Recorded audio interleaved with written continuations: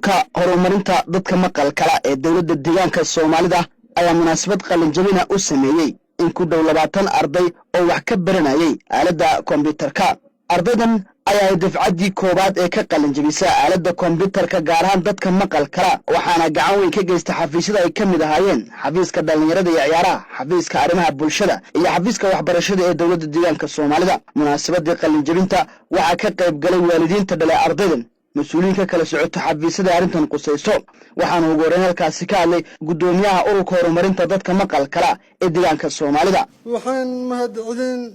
ضمان مسؤولين هي والدين كسوقي قال حفلة رونتي أدبن وفرح سنة أردي دمانتك غلن زبس برصدق موترك أردي دن وحديا مدلح بلودا وحن اللي برزر اللي قدو دجارك سلك بس يقول سيف الفما وانا دفعتي كوبات كيخلين زبيس وحن كلها تلينا والدين هيسا عروتا مقال كديما اني كسو يزان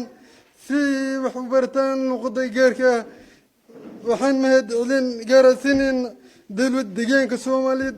ورنتينا وعبسي وحيابها أساسية سيدوك وحن فرين ودرا سحبينا كونوا الدبيين كالصومالي وحن كلها تلينا دبينا كونوا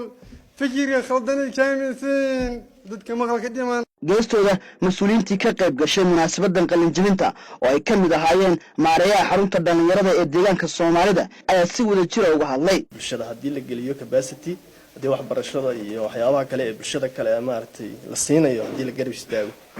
waa dad dulqaad badan waa dad maskax badan waa dad maartay inta badan dulqaadkooda aad u fiican yahay marka xafiiska dhalinyarada ee ciyaaraha iyo xarunta dhalinyarada ayagoo ka duulaya baahida dhalinyarada meesha ugu jilicsan tahay ayaa waxa la soo xulay maantii dadkan barsidii capacity loo siin lahaa waayo sanado badan baa la iska iloobay waqtiyaal badan baa la iska iloobay inta badan dadka waxa la siiyaa maqlaya ama dadka shaqaysan karaan dadka lixaadkooda leeyahay priority la siiyaa laakiin dadka baahiyaha gaarka qaba ee jilicsan ee bulshada dadka ugu nugul ah runtii waa la iska iloobaa la dhihi karaa marka aniga oo ku faraxsan maanta inaad qalin jabinaysaan waxaan leeyahay hambaliyo waan idin sii garab taagnaan doonaa baahiyihiinana runtii baahiyo aad badan baad leedihiin sida macallimiin oo kale waa u baahantiin waxyaabo kale oo la idin sii baro waa u baahantiin laakiin awoodayadii un baan anagu ka duuleynay ee xoogga la saaro bal dadkan si kor loogu soo qaadi lahaa bulshada kale xoolo qaybsan lahaayeen ay u shaqaysan lahaayeen noloshooda u dabari lahaayeen markii koobaad insha Allah xafiiskuna wuxuu dadaal u gali doonaa sidoo ulsi dardargelin lahaa tababarkan noociisan ay ku maanta ah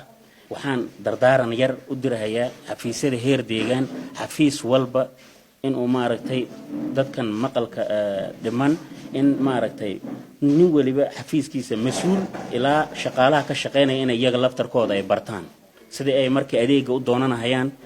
dadkan maqalka dhiman ay maaragtay adeegi u siin lahaayeen inay maaragtay iyaguna ay wada bartaan dhamaanayaan aanu fariin u dirhayaa dhinaca kale Sheekh Horseed Nuux oo isagu ka mid ahaa marti sharaftii lagu casuumay kulanka qalin jabinta ayaa isagu ka hadlay qodob waxaan oran doonaa waalidiinta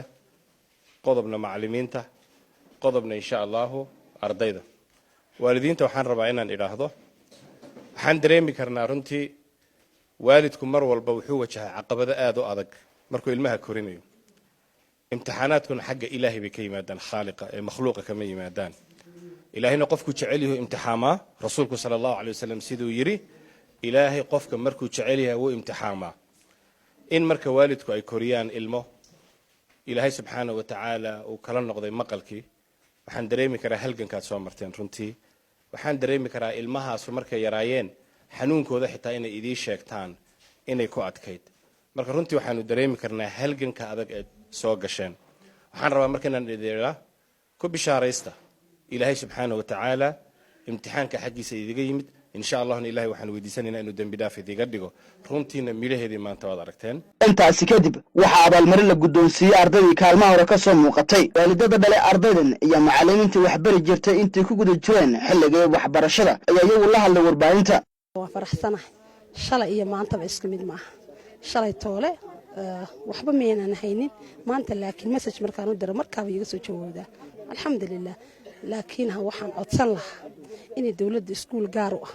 dadkan caruurta maqalka naafada ka ah iskuul gaar oo in loo sameeyaan jeclaan lahaa dufcadii koobaad ee ardayda maqalka dhiman oo muddo 6 bilood aan halkan wax ku baranay marka hadduu ilaahay yidhaahdo waan sii wadi doonaa dadaalka waan baleynaynaa intay maanta halkan ka qalin jabisay dhammaan waalidiintana waxaan ugu baaqaynaa xaafadaha kuwaas dadka maqalka dhiman ee aan waxbarashada aan ka warqabin inay waalidiin inay keenaan ururka waxbaan bari doonaa. ardaydan ayaa dufcaddii koowaad ee culinta kombiyuutarka dadka baahida gaarka qaba gaar ahaan dadka maqalka waxayna tan horseed u tahay dadaalada lagu rabo in kor loogu qaado dhanka waxbarashada.